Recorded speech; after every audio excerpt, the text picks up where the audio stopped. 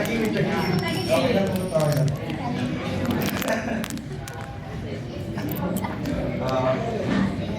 Mga kapatid, magkapalang parang araw po mga kapatid. Kamusta lang po tayo sa isang buong linggo? Ako ah! Mabuti naman po sa isang buong linggo ay nagpala po tayo. Pati yung mic ko kuha ah! Okay po sa mic, kung mababa po, dito po sa night. Sabi naman po po na mahina ang boses. At ngayong araw po ay matatago po ako dahil meron tayong partner dito, Brother Blues. Ano lang po lang?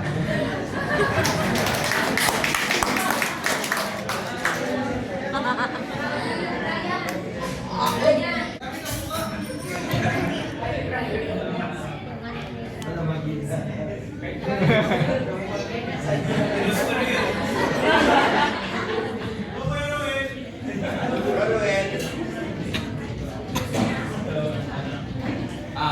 Magandang umaga din.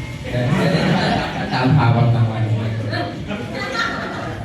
So, magandang umaga sa lahat. Kinakabahan po ako kaya nanginginig ko ito.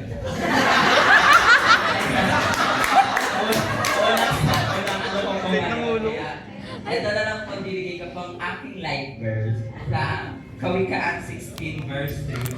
Ipagkatiwala mo sa Panginoon ang lahat ng iyong gagawin at magtatagumpay ka.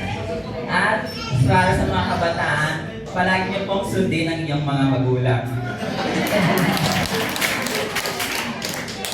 Hello. Kamusta? Walang bilis kasi ng message ni tatay kanina eh.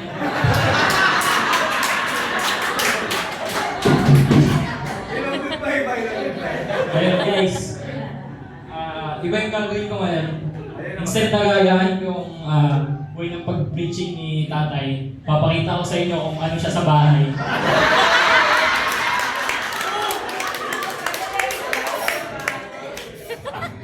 Ayun, so yung message siya kanina, di ba, about leadership.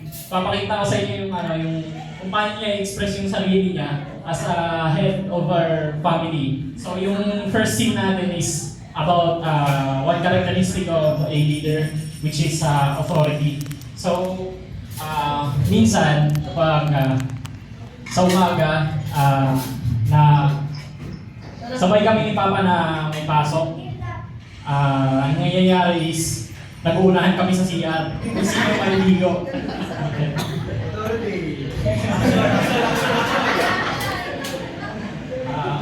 So syempre, ako yung unang nagigising, so ako yung nauna sa CR. Tapos, ayun, susunod siya. So, ganito yung scene nun. Kakapok siya sa CR. Sino man dyan?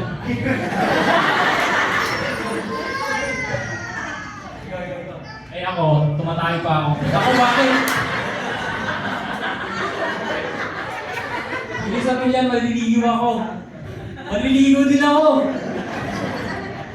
Malilate na ako. Malilate na din ako eh.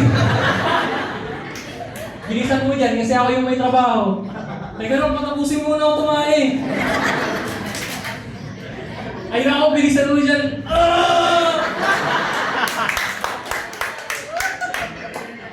Ayun, ganun ayun yung first scene natin. So yung second scene naman, naalala niyo yung nung Father's Day, yung tinanong sa kanila na paano nyo i-manage yung mga anak nyo.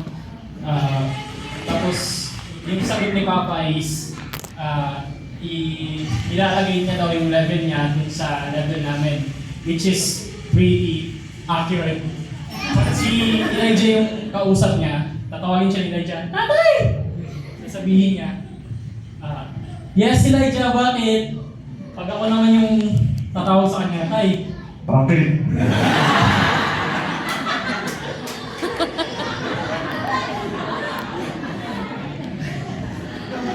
Yung last scene, yung last scene naman natin is, pwede natin i-correlate dun sa message niya kanina, which is, Sinabi niya na a true leader is a servant who serves others and prioritize others' needs and well-being. So, minsan, di ko maintindihan, magigero ata ito eh. Sasabihin ko sa kanya, tay, may alis ako. Sasabihin niya, saan ka naman pupunta? Tapos sasabihin ko sa kanya kung saan ako pupunta. Tapos sabihin ko, pahingi ako kahit pamasahe lang. Sabihin niya, paano yan? Wala na akong pera. Magkano ba kailangan mo? Sabihin ko, kahit 100 lang, pamasahe lang. O ito, 1 milyon. Joke lang. Baka kami yung tatay ko. Ayun lang, thank you. Hindi ko alam kung paano tayo explain.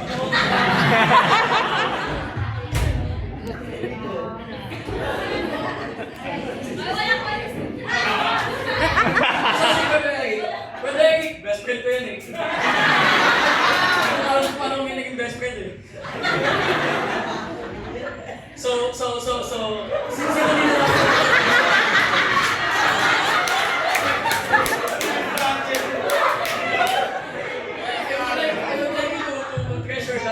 lang? Kasi, papansin niyo po, yung aircon natin is wala namang yelo. But I would also would like you to notice during the time na ginagawa ko itong church at di ko maayos yun, nangiram po kami ng kuryente dun sa kabila end. Nagtuturo ko yata ako nun for online, tas may dumanang truck, natambay ko yung kuryente.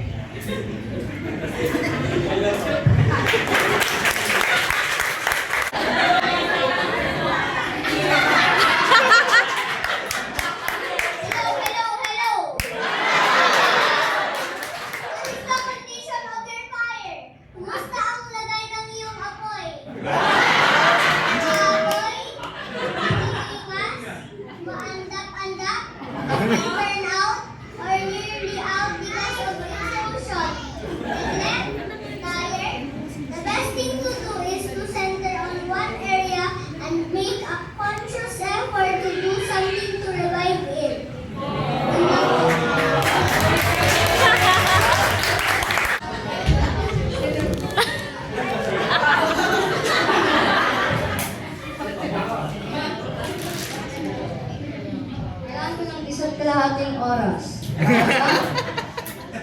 Pwede yung magsabihin ng malakas, hindi ako matutulog. Pakiulit.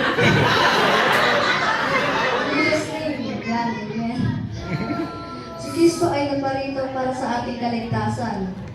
Ikaw ba ay ligtas? May assurance of salvation ka ba? Sure ka ba? Alam mo ba kung kanino ka iniligtas ng Diyos? Kanino? Ano? Alam mo ba? Ay Satan ba? Sa Diyos! Tumayon po tayong lahat, pakibuksan po ang inyong Bible or Bible app sa inyong cellphone. Basa. 1, 2, 3, go!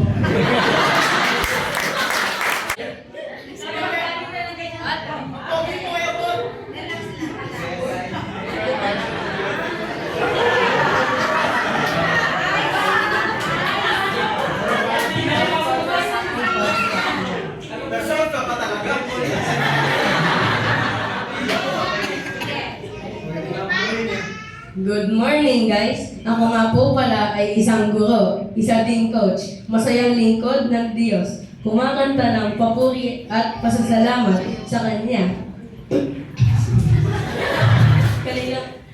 Kilalang pogi ng aking mga estudyante.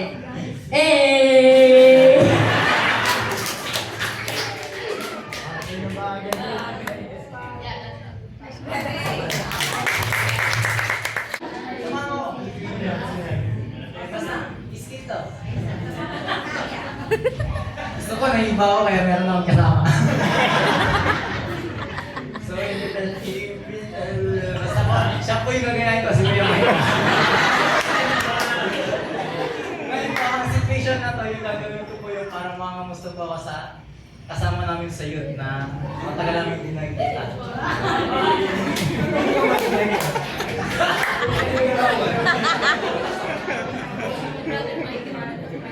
Bro, kamusta ka na bro? Magaling. Ayos ka na? Ayos ka na ba? Pati hawak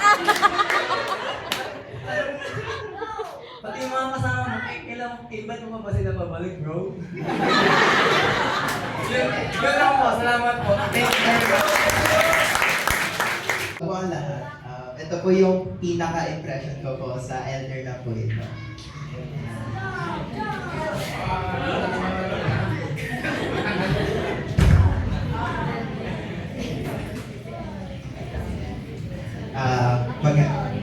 Magandang hapon, magandang umaga po sa ating lahat. Gusto ko lang sabihin na meron lang po akong gustong i-share sa inyo. Sabi po nila na medyo mahihain daw po ako. Pero ang totoo po niyan ay, totoo po yun.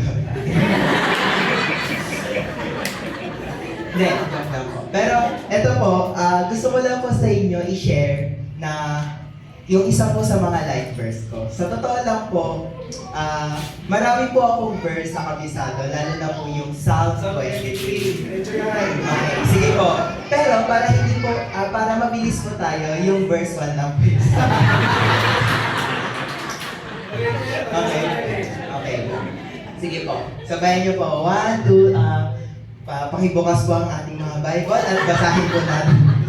1, 2, 3, go. Psalm 23:1. The Lord is my shepherd, I shall not want. So, naging life verse ko po ito dahil tunay ko pong naintindihan yung verse na to nung nagkaroon po ng bagyo, nung ako po ay nasa barko at nagkaroon po ng bagyo. Ayun po. Ayun lang. Ryan, paki-adjust nga. Gusto ko ng Bruce ko yung boses ko. Ayan. Macho na ba yung boses ko? Alam nyo, hindi, sabi niya, panas naman ako yung macho. Alam niyo, dalawang bagay lang yung nagpapasaya sa akin. Una yung basketball. At syempre si Nader. Baka kuya naman. Sa bahay ito nangyari. Ito yung tumatak sa akin. Simula pagkabata ko. May kahit itong tatandaan mo. Mamili ka sa dalawa. Belayas ka, pupupupuin kita. Okay, thank you po.